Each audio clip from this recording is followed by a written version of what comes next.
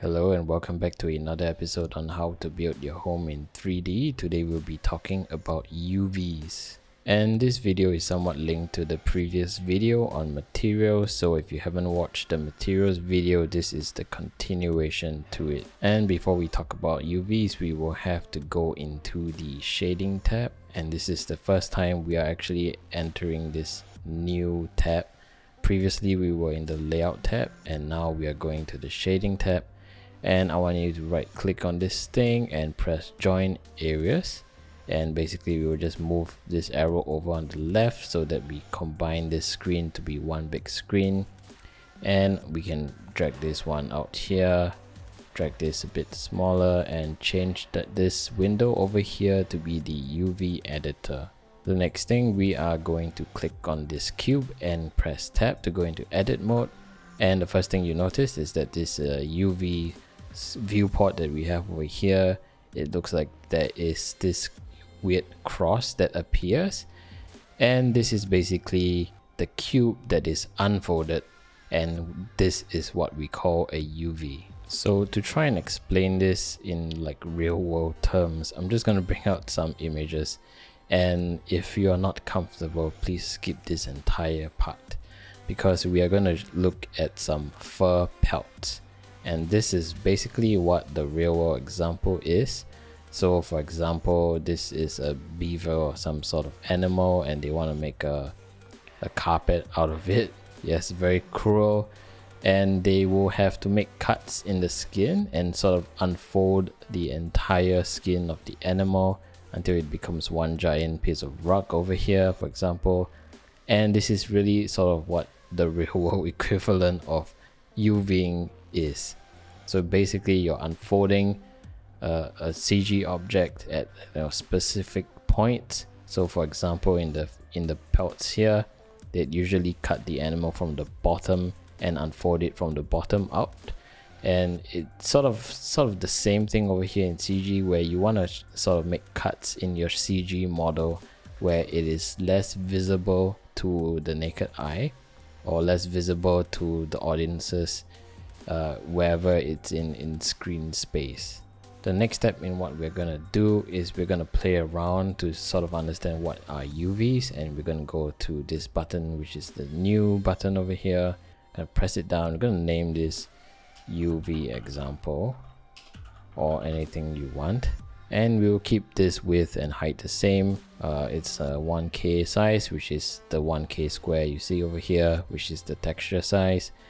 And we're going to change the generated type to the UV grid and press OK. As you can see here, we have this UV grid, and this represents your current texture. Unfortunately, you do not see anything on the white box because we haven't linked this texture file to our shader. So we're going to go over here on this screen, go Shift A and click down on search, and we're going to look for the image texture. And then we are going to press this button over here and look for the UV example, and we're going to connect the color to the base color, and voila, you see your UV texture on your cube. So the next thing we're going to play around with is to sort of get a better understanding of how UV works and how it unfolds. We will look at stuff in this quadrant here, where we're going to be playing around with some of the UVs. So let's say I'm going to pick on this square area over here, and I'm just going to press G and move it. And as you can see, it shows very clearly how the UVs sort of work. So as you can see, if this is warped this way, your stuff will start to get warpy. Gonna undo. We're gonna make this guy move in like this. So as you can see, we have this part of the cube, which is one side, and it's just 2 grids like thick, and the corresponding result will actually result in 2 grids thick, but everything is stretched because the cube still remains its size, but the UV space has changed. So this is how UV sort of work. So if your textures have some stretching issues, you could go into your UVs and adjust from there as well.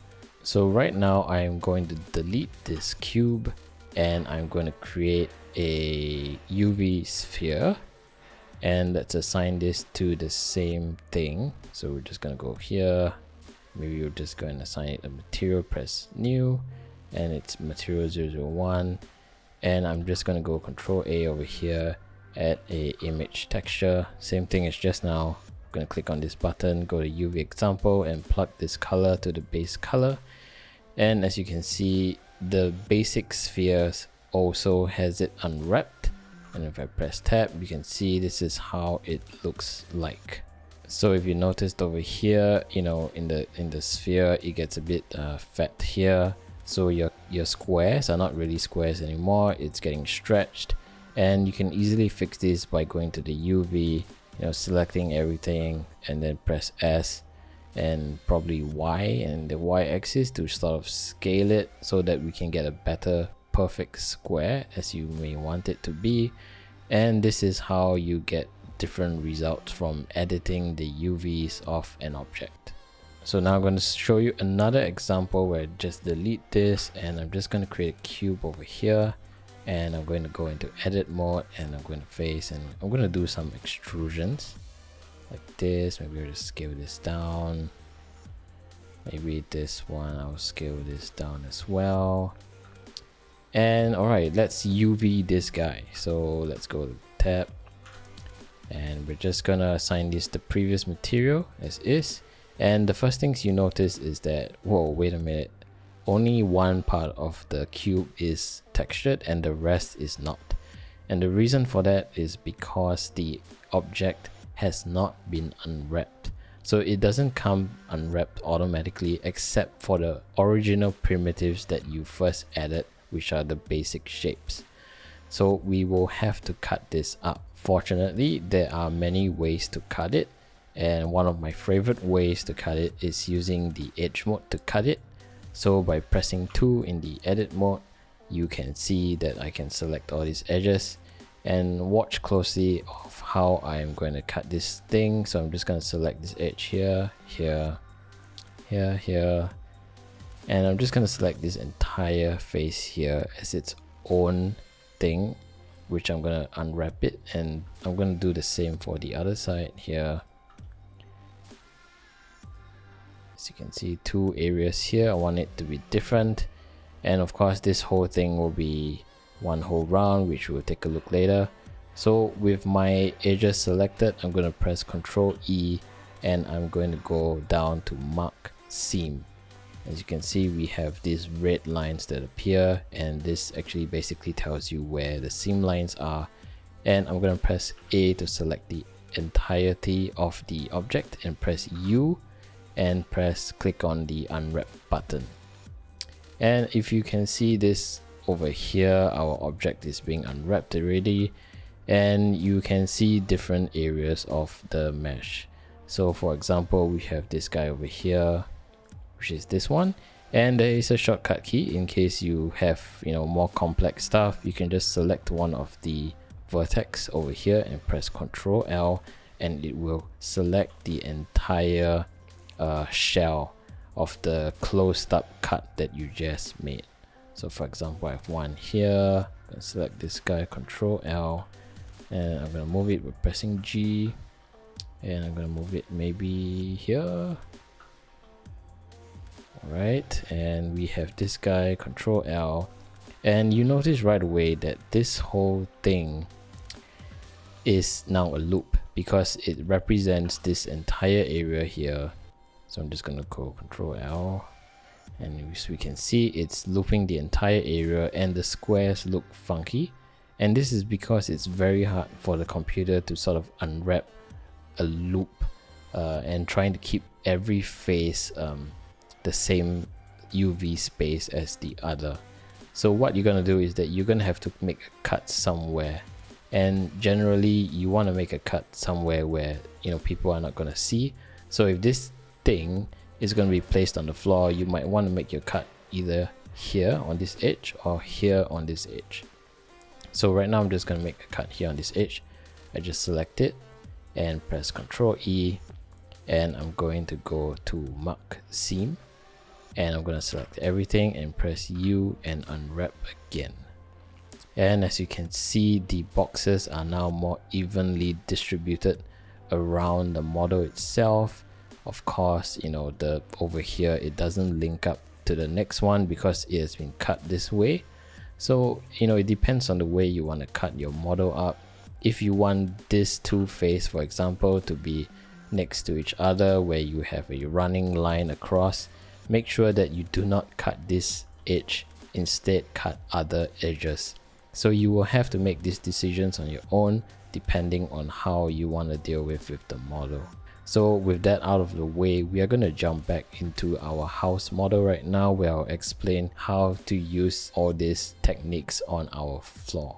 Alright, so we are back in our Clementi Pix version 7 file, and of course if you notice we have this lid, and you know, once we go up we can't really see anything, but no worries, there's actually a workaround for this which I haven't showed you yet. Previously we were just turning off the ceiling, and this is because if you turn off the ceiling we can always add objects in, but there's a way to actually view your rendered stuff through the backface culling, which is to view stuff that's on the opposite side of the viewable CG object.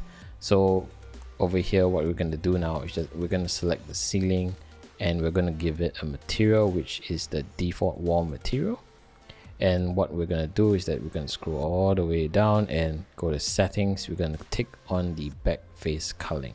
So in this way you can actually see through the ceiling and it will be easier to look at your stuff being lit. But do note that because the ceiling is still there, so when you start bringing in your objects from Blender Kit, make sure that your camera actually goes into the house itself before you place it, otherwise it's going to be placed on top of the ceiling.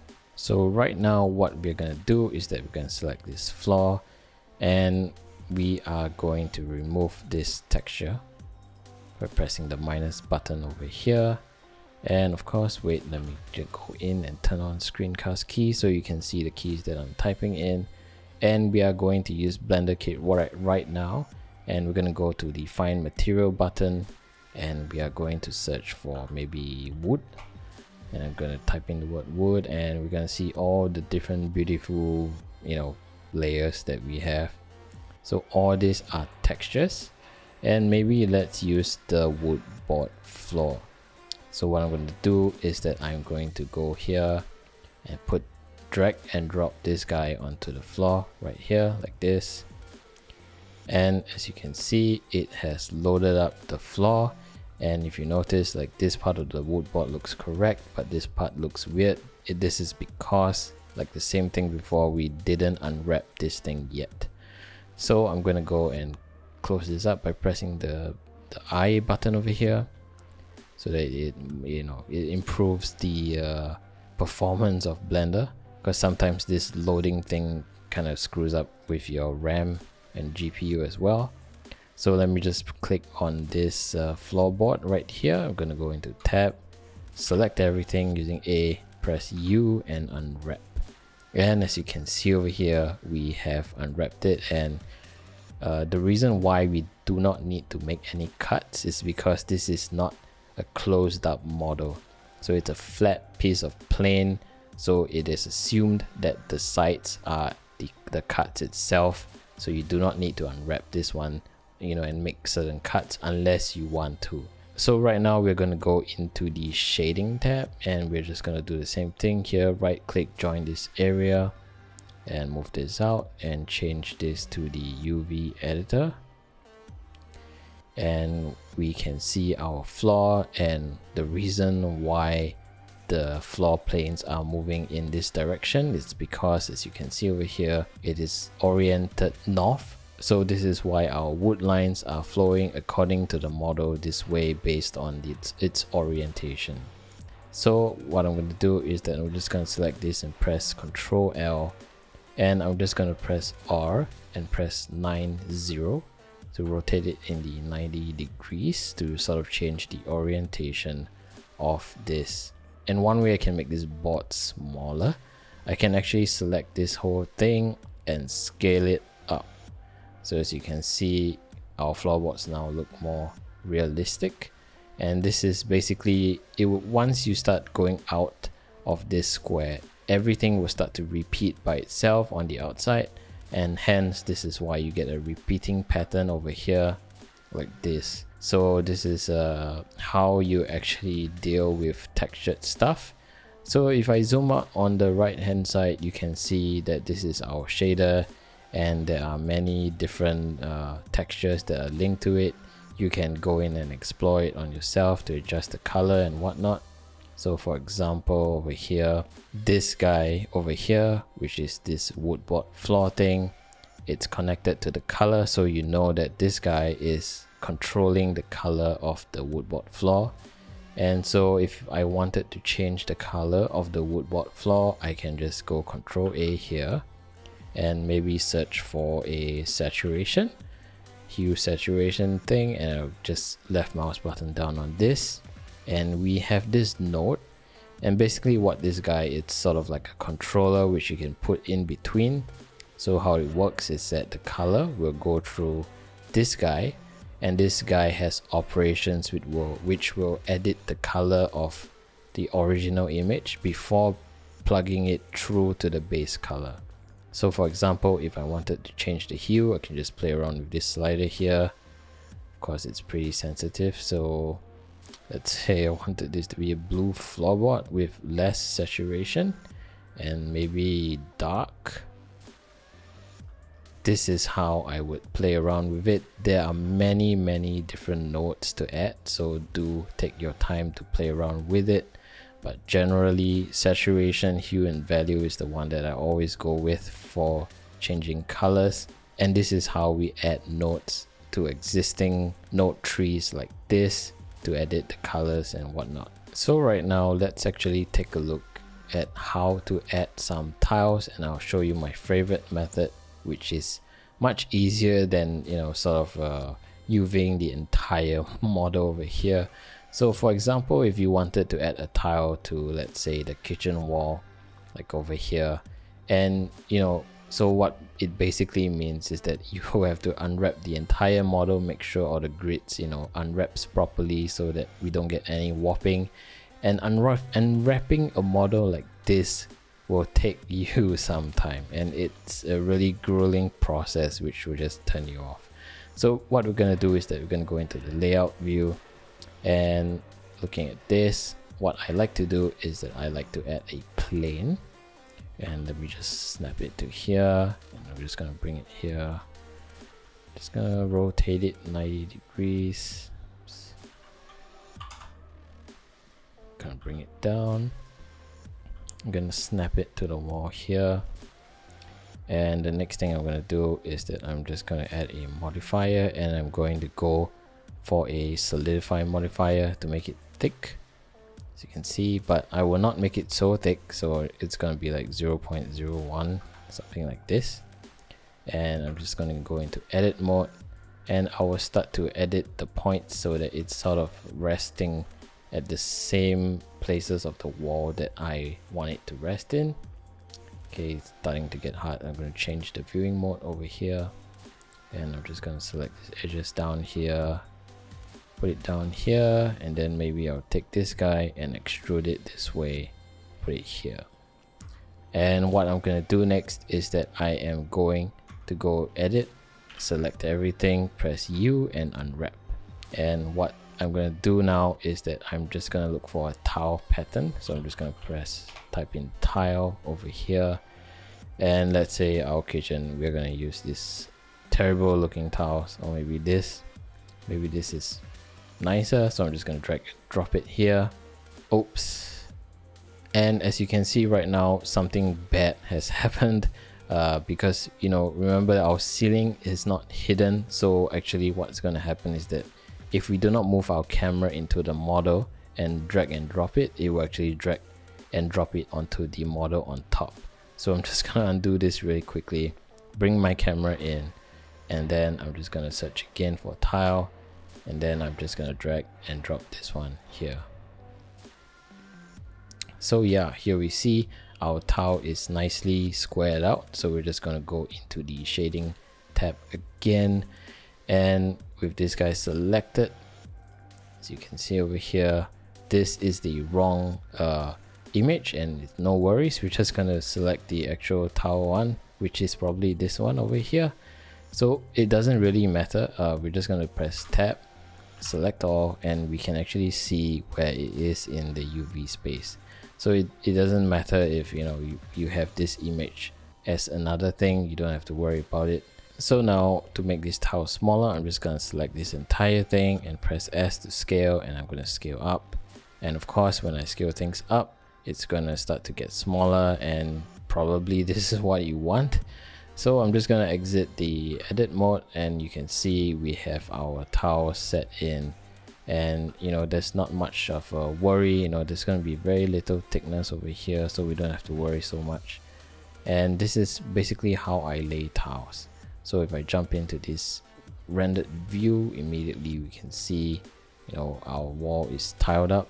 So for paint, I just select I'll just do the method that I did in the previous tutorial, where I actually go into face mode, and then I'll actually select the model and select the faces manually and applying it. But when it comes to textures, this is how I actually apply textures to my model itself. So right now we're just gonna try another one with this kitchen floor tile. I'm gonna select this one, gonna press tab, select everything by pressing A, press U and unwrap. And right now what I'm gonna do, I'm just gonna zoom my camera in. Let's look for another tile for the kitchen. Let's say this one. So I'm just gonna drag and drop this one over here, and it will take its time to load. And there you go, we have our kitchen tiles. And this is a really complicated tree over here, not that complicated actually. Yeah, but so we're just gonna go into tab, select everything so that you can see it in the UV editor. We're just gonna select everything, or Control L, and then I'll press S to scale it up to get the right tile size that I want. And then I'll just exit the edit mode and carry on with the rest of my stuff. So this is basically how I add textures to a model. If you need to cut things up, for example like this, so like this guy over here, which is the skirting of the floor, it gets tricky. So what I'm going to do is that I'm just going to select the skirting, and I'm going to press the forward or backward slash button to isolate it.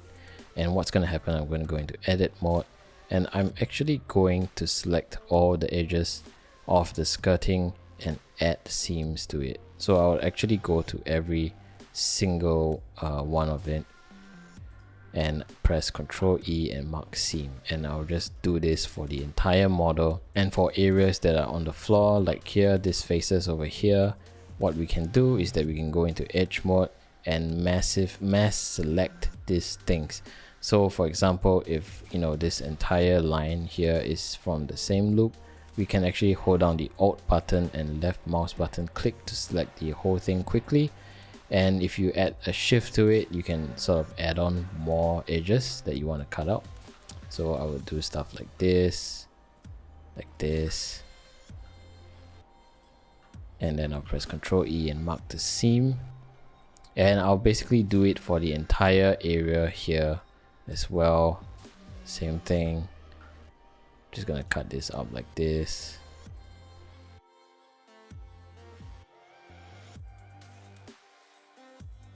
So right now I'm just gonna select this face here and press Ctrl L to sort of locate the entire floor area stuff which we don't need. And as you can see, we have some areas that are part of the floor which we actually don't want. So for example, here I made a wrong cut, so I'm just gonna select this edge here, and what I'm gonna do, I'm gonna go Ctrl E and clear seam, and instead add it over here instead. So I'm just gonna mark seam over here, and I'm gonna add this one. I'm gonna go mark seam, and I'm just gonna click on this guy again and go Ctrl L to select the entire shell, and just do a sanity check to make sure that everything on the floor is selected except for my skirtings. And if I see everything is correct, what I'm gonna do is that this is basically the representation on the UV map. I'm just gonna select this guy's, press G and move it to the side. so that when I press A again, I can see that the rest of the stuff over here, it's actually belonging to the skirtings. So right now I'm just gonna exit this isolated mode, pressing the numpad forward slash or backward slash button. I'm gonna zoom my camera in, and I'm just gonna apply a texture. So let's turn on this eye here, and maybe I'll apply this texture. So basically right now I'm just gonna drag and drop this onto the skirting itself, and then I'm just gonna close this up again, and this time I'm gonna select this skirting, and then we're gonna go into tab. So I'm just gonna select it, make sure I select the right one, press tab, select all, and as you can see, this is actually what we are using. And of course, you know, it's tile 05, so I'm in the wrong image, so I can just actually go down tile 05 to see an example, and I can just edit my UVs, like scaling up and even rotating it as well, to sort of get the desired effect that I want. So for example, if this is, you know, super compressed in the pattern and this side isn't, and we want to edit this side, we can select this area here, and you know, as you can see, we know where the UVs are. We can easily scale it, or even do a scale this way to sort of add the same compression as the other tiles. So this is actually how you do it. The other way is that we can go all and go to U and do a smart UV project and just press OK, and this generally gives a different result as well, and sometimes it might be even better. So it's completely up to you, see what works for you. In this case, this smart UV project definitely works better because we have all our floor area here, which we can move away, and it's sort of lined up nicely according to the tiles. So we can just rotate this by 90 degrees, move it in, and then make everything bigger. And as you can see, we have a nicer look on the tiles, which we want. So of course we can do more edits to this by changing the individual UVs and getting a more desired effect that we want. But everything's pretty manual. You have to edit the UVs yourself, so this is going to take some time to deal with, especially if you're going to deal with textures. So generally, for starters, I feel that you can just use a material and apply the material on it like how you did with the wall, and that should be fine as well. So yeah, I hope that this tutorial actually gives you a better understanding of what UV does, so that it helps you texture your house model. And in the next video, we're going to be talking about procedural textures and how to use them. So procedural textures are stuff like when you type in the word procedural, and then you start to see many different types of textures as well. And these textures are very special because they do not use an image, unlike this ones over here. So for example, this one over here, it's actually calling an image from somewhere. And procedural textures do not call images, like texture images, from anywhere. It's all generated within the software itself. So that's really cool, and it's of course a different way to use it. So we're going to go through that in another video, because otherwise this whole video will be an hour long. So thank you, and I'll see you in the next one.